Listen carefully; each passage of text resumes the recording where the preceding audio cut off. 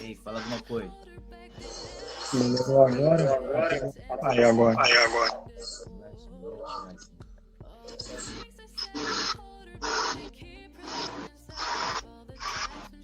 Vem mais pra cá aqui, tu tá sumindo na câmera, cara.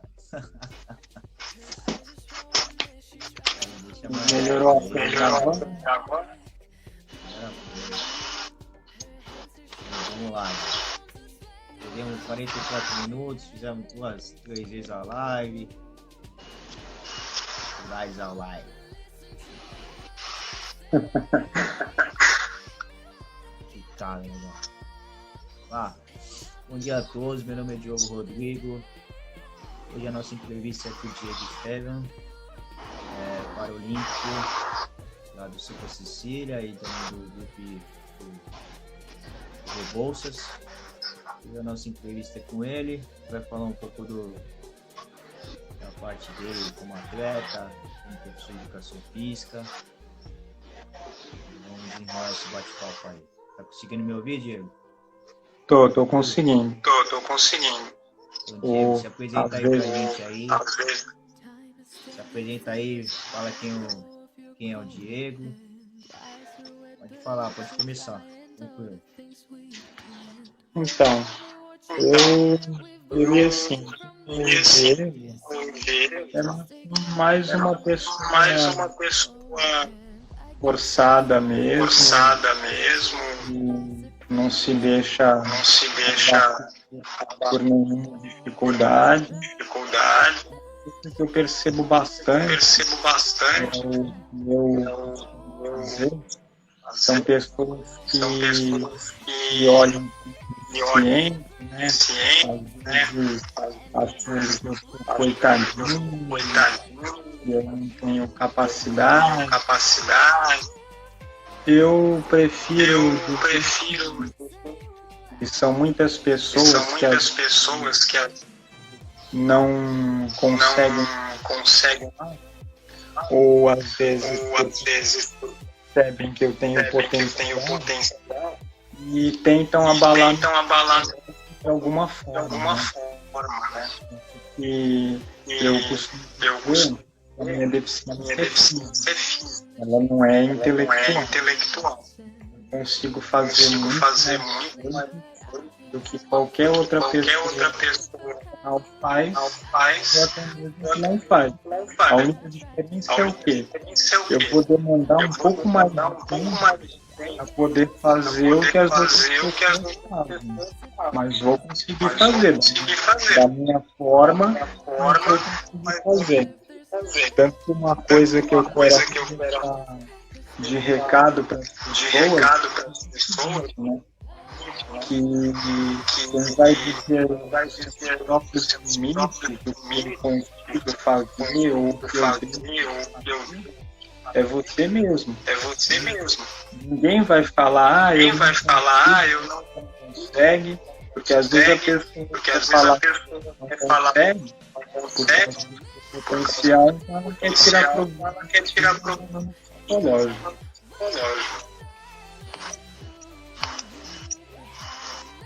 E por que você escolheu a educação física? Eu escolhi fazer o curso de educação física porque, como eu entrei no esporte em 2007, né, desde quando eu comecei a praticar o esporte, eu já vinha fazendo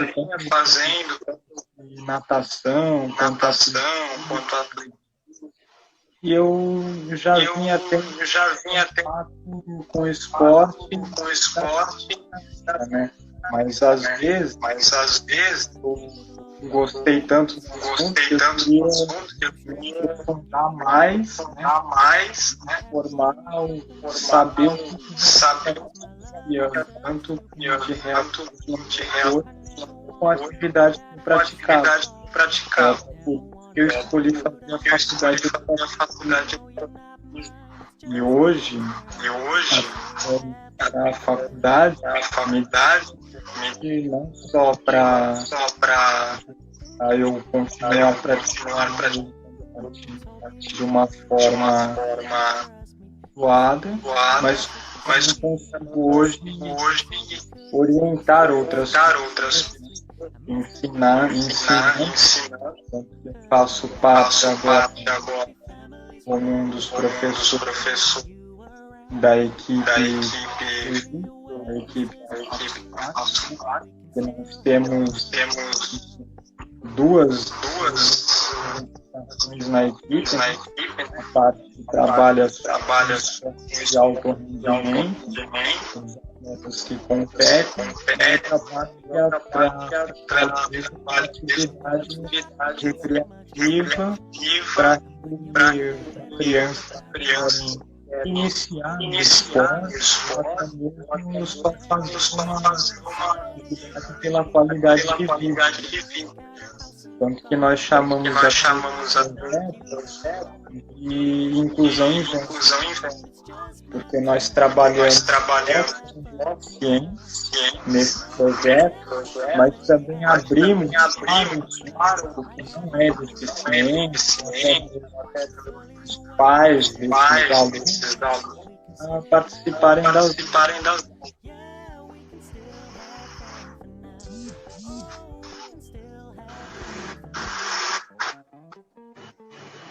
Legal, cara. E se não fosse educação física, qual outro curso que você escolheria fazer? Se eu não fosse educação física, eu vou lhe falar. Talvez eu fosse fazer economia. Mas por que eu digo economia? Porque por um período de 3 anos, até quando eu já estava preparando com a minha atividade, eu trabalhei no banco. Eu até entrei pela deficiente, né? Na época que eu ainda, né? Comprado pelo Bradesco. Aí eu trabalhei lá dentro por 3 anos como balcão de atendimento, auxiliando algumas coisas dentro de tesouraria, sempre supervisionado pelos outros e pela minha gerente. Então acho que esse seria o que escolheria. Mas depois eu tenha sido mandado para do banco por demissão sem justa causa. Né? Na verdade, eles um corte de funcionários na empresa e eles acabaram simplesmente riscando o meu nome da empresa. E quando eu fui tentar correr, o gerente só falou que eu tinha que entender que faz parte da vida e não podiam fazer nada a ordem dos superiores lá. Mas o que eu estou bem chateado. Foram pessoas que vieram uma ordem de pessoas que nem conheciam o meu trabalho, nem sabiam o que eu fazia. Né? E as pessoas que conviviam comigo ali no dia a gente, não tinham reclamação nenhuma a fazer, tanto que os próprios ficaram depois achando que eu tinha saído, e o próprio banco inventou uma mentira, né? Que eu tinha pedido para sair, eles não queriam dizer o que eles fizeram. Eu fiquei sabendo isso. Eu cruzei com um dos que eu atendia na até voltando do treino, e ele me falou, tinham dito para ele que ele tinha saído do banco, feito com o trabalho. Aí eu expliquei que era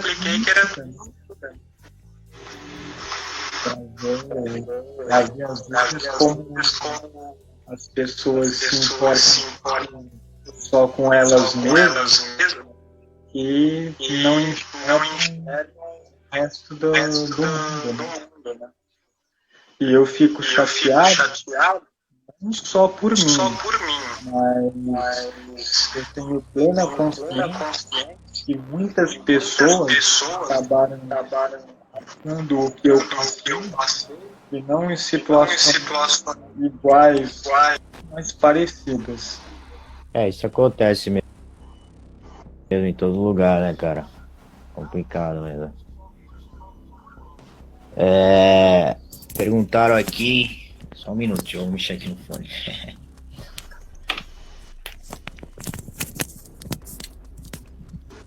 Perguntaram aqui qual é a sua deficiência. Qual é a sua deficiência e se você nasceu com essa deficiência? Isso, eu nasci com essa deficiência, sim.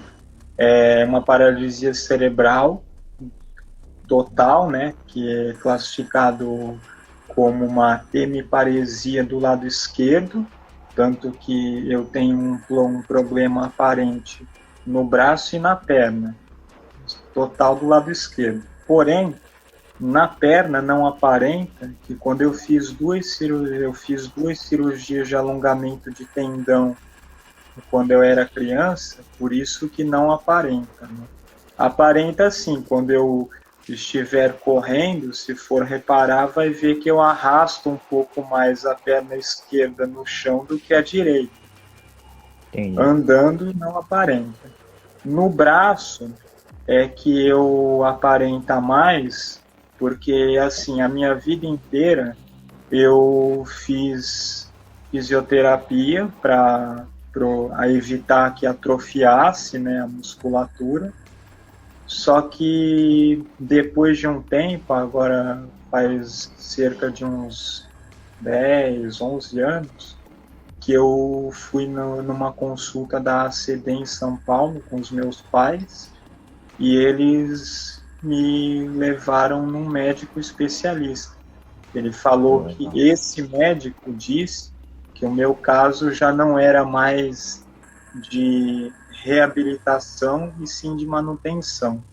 Aí o que eu fiz? Eu acabei trocando a fisioterapia pela musculação. Aí eu passei a fazer musculação junto com as minhas atividades de corrida. Legal. E há um tempo atrás também, os meus pais, na época que eu ainda fazia fisioterapia, eles tentaram fazer aquela aplicação de Botox, né? Que tem o período da toxina de 6 meses, né? Na época. Não sei se hoje já mudou. Porém, o fisioterapeuta que trabalhava comigo, ele era um pouco fraco, que ele não fazia uma diversidade muito grande de movimentos. Ele repetia sempre o mesmo.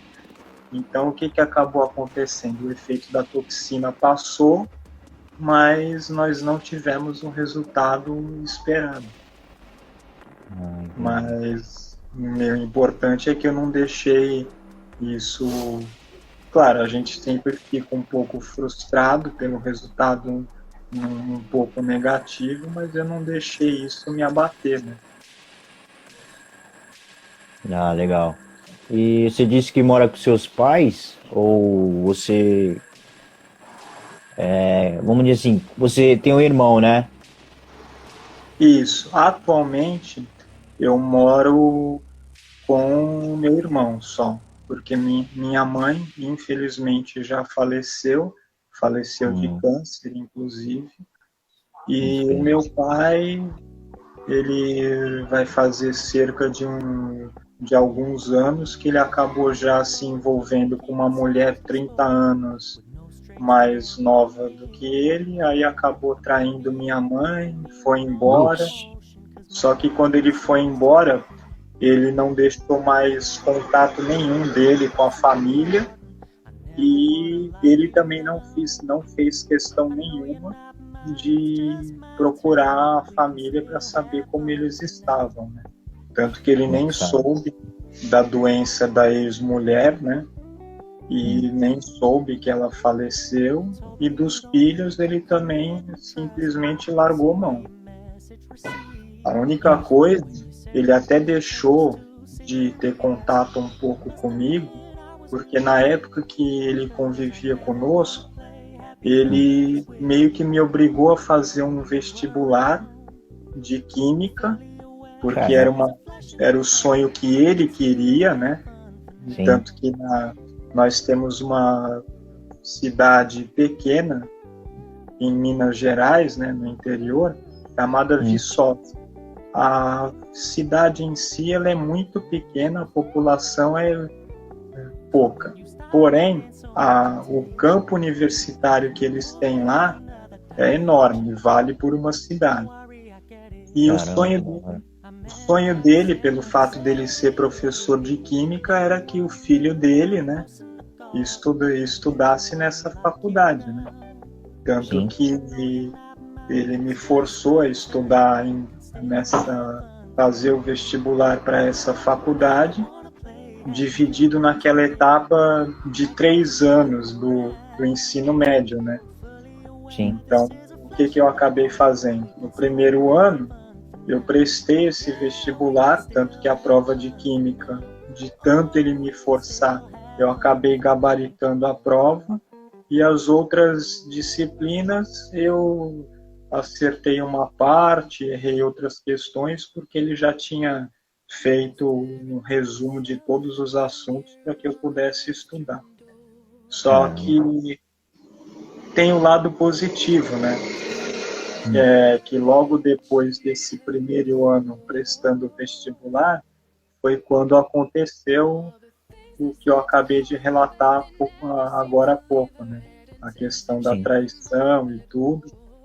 Então eu até o lado bom foi que de ter acontecido isso é que aí eu acabei não tendo mais contato com ele e vim para cá para fazer o que eu realmente queria, né? Porque às vezes se meus pais estivessem juntos, não tivesse dado essa confusão toda da traição e depois o divórcio, talvez eu tivesse sido forçado a ir para lá mesmo. Aí eu nem estaria aqui, talvez estivesse para lá trabalhando, porque essa faculdade de química especificamente não era nem para eu ser professor de química, era para eu trabalhar mesmo em indústria, que era o sonho da vida dele. Mas é uma mensagem que eu quero até deixar para as pessoas, que não adianta eu querer que uma outra pessoa realize um sonho meu. A não ser que essa pessoa queira realmente fazer a mesma coisa que eu desejo. Mas se ela não quiser, forçado, ninguém vai conseguir nada. Aí vai ser até pior, porque ao invés de nós termos um resultado positivo, vai ser um resultado extremamente negativo, né?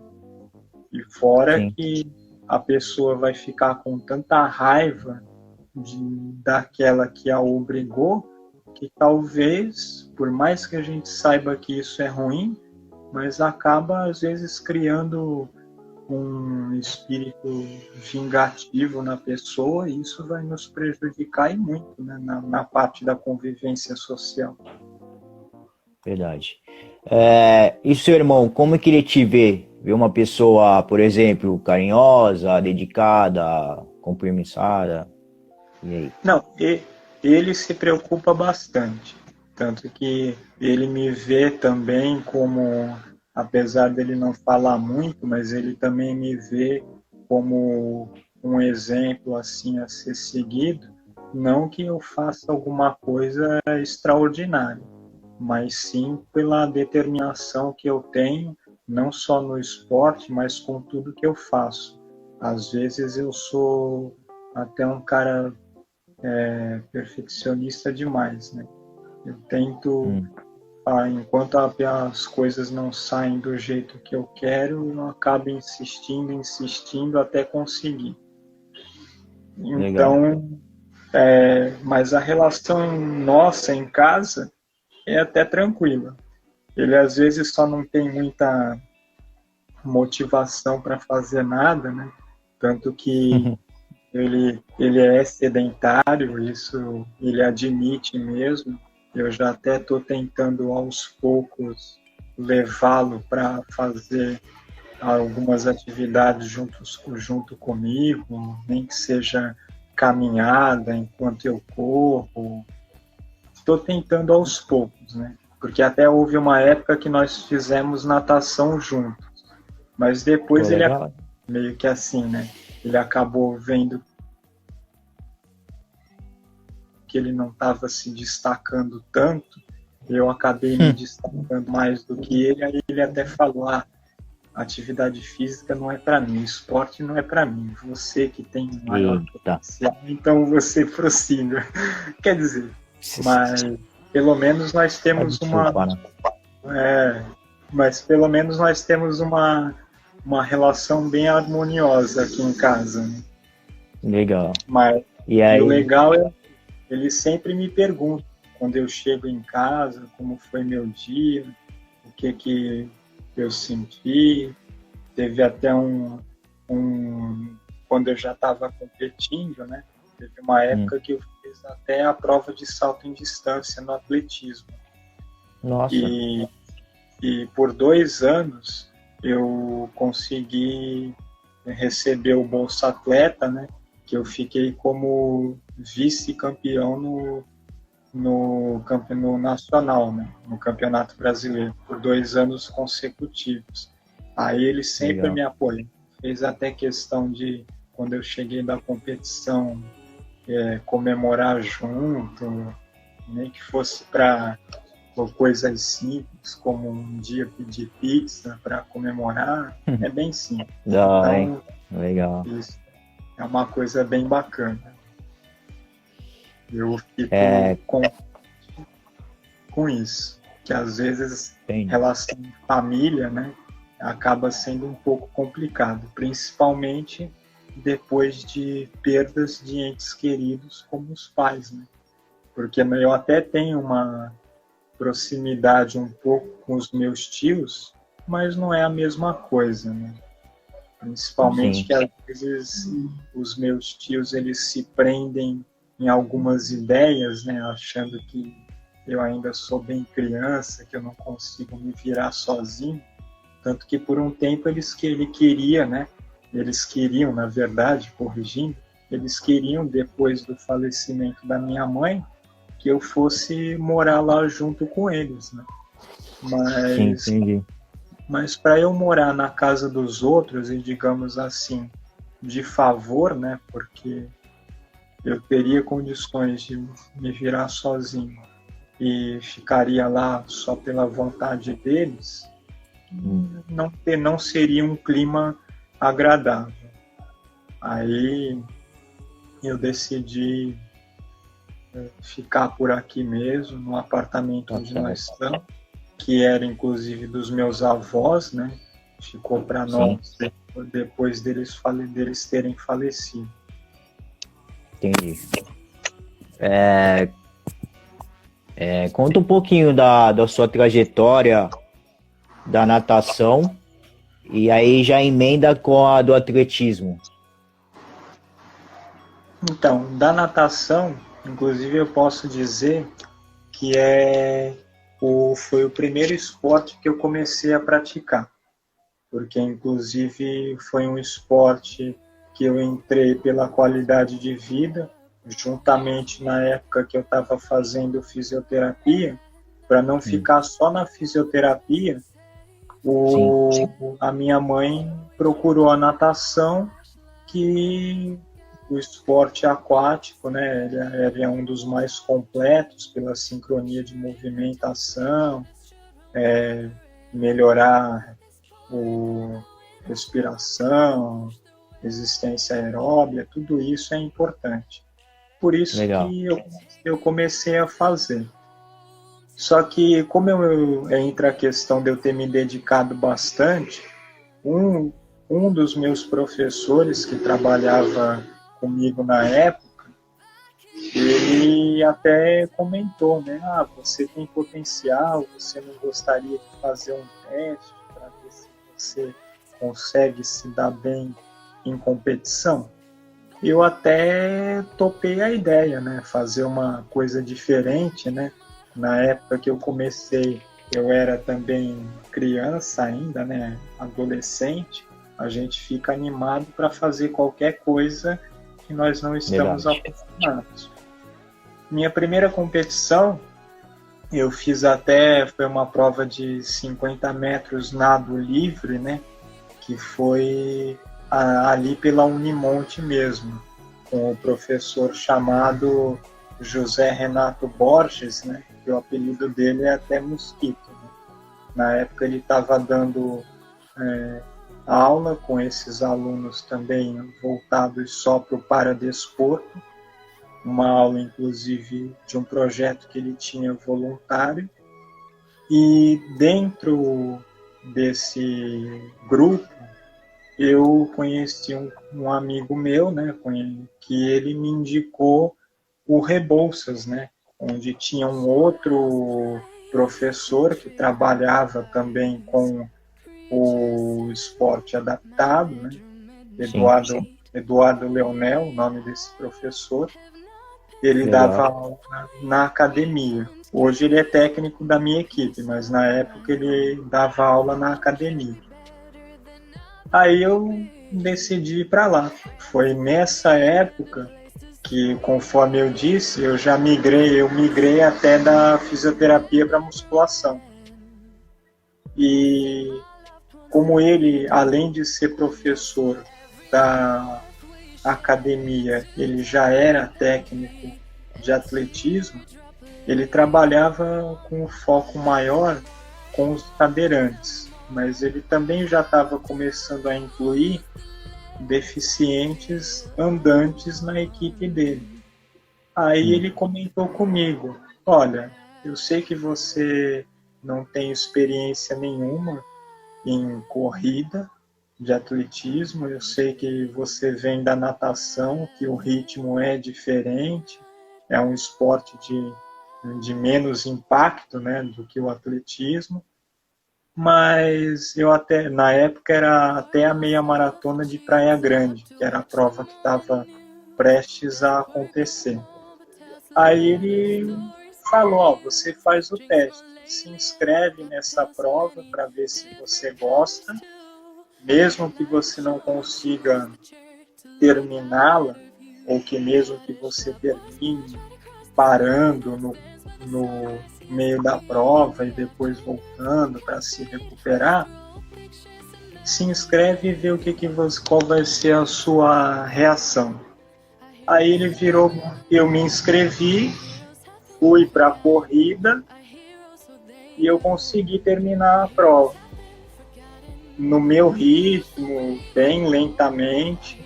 Fiz a prova em 2h30, mas eu, como também não tinham muitos atletas naquela ocasião, e pelo fato de ser uma prova longa, né, eu consegui manter uma média, fiquei até em segundo lugar.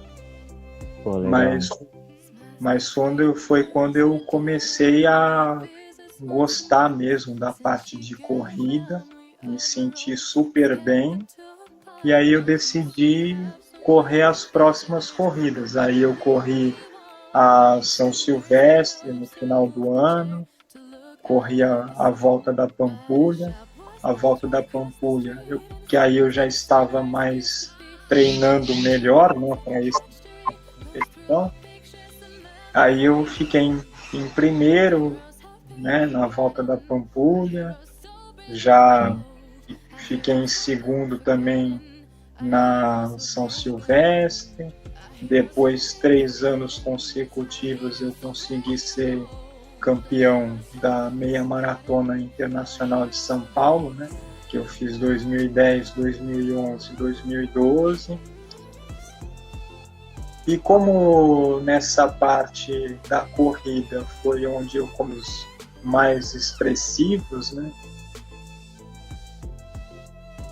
aí eu acabei utilizando a natação só como um esporte complementar, tanto que por uns tempos na natação eu fiquei só participando, depois só para ajudar nos jogos regionais e abertos pela cidade de Santos. Mas depois, o que eu fiz? Como eu até tomo remédio controlado para convulsão, né? Então, como eu voltei a ter algumas crises, agora já normalizou, porque eu até fiz troca de medicamento, já conversei com o neurologista. Então, hoje, atualmente, eu faço só a corrida. Eu já não estou mais nadando, mas eu ainda não desisti da ideia de nadar. Eu só estou assim esperando agora uma liberação oficial do meu neurologista, né? Porque ele já falou que a situação está controlável, mas ele ainda não me emitiu nenhum atestado por escrito, né? Que é o que a faculdade lá, a Unisanta, exige para que eles me liberem para voltar a nadar.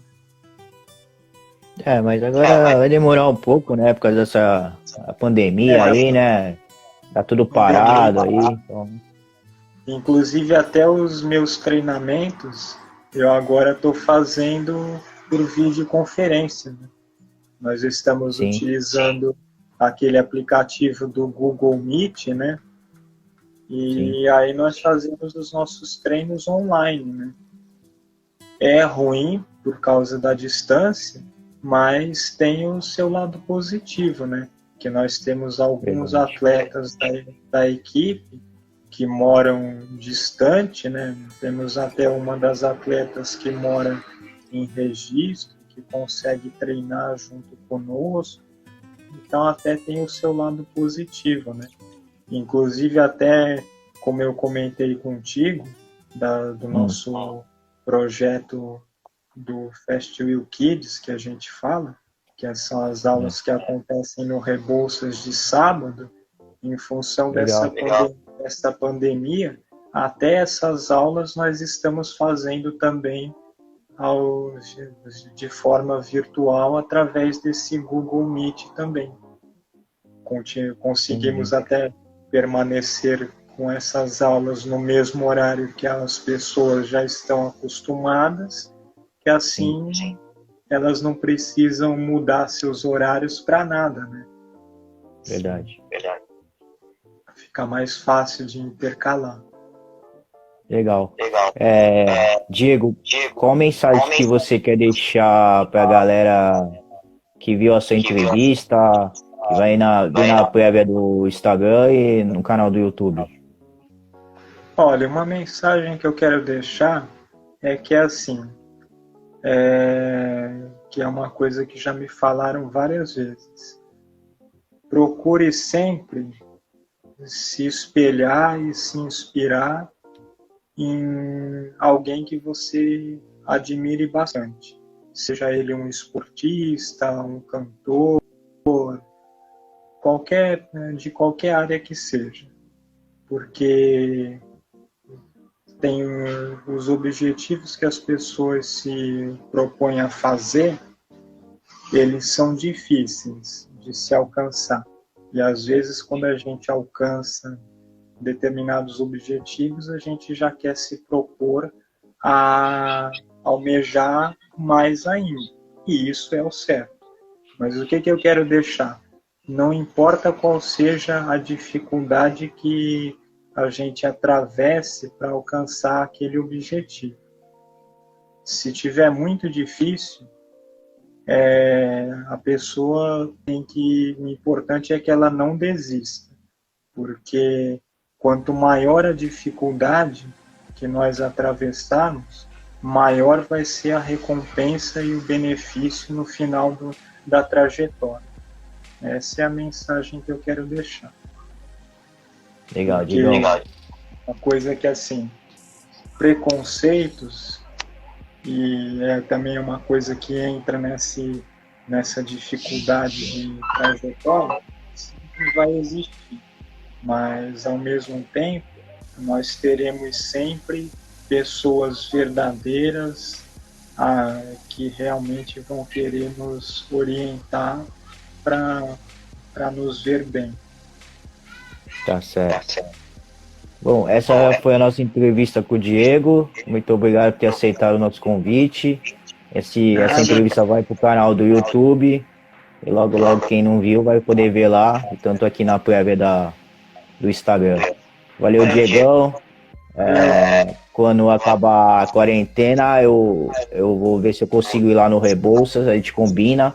De eu fazer uma gravação das tuas aulas, do teu treinamento lá. Fazer uma mini entrevista ao vivo, tá bom? Aí seria uma segunda parte dessa entrevista de hoje. Com certeza. E aí, se precisar mais para frente, nós combinarmos de fazer outras entrevistas, tranquilo. Eu espero até ter contribuído aí não só com as pessoas que assistiram, mas até ter contribuído para atingir as expectativas assim que estavam se esperando até para a própria entrevista.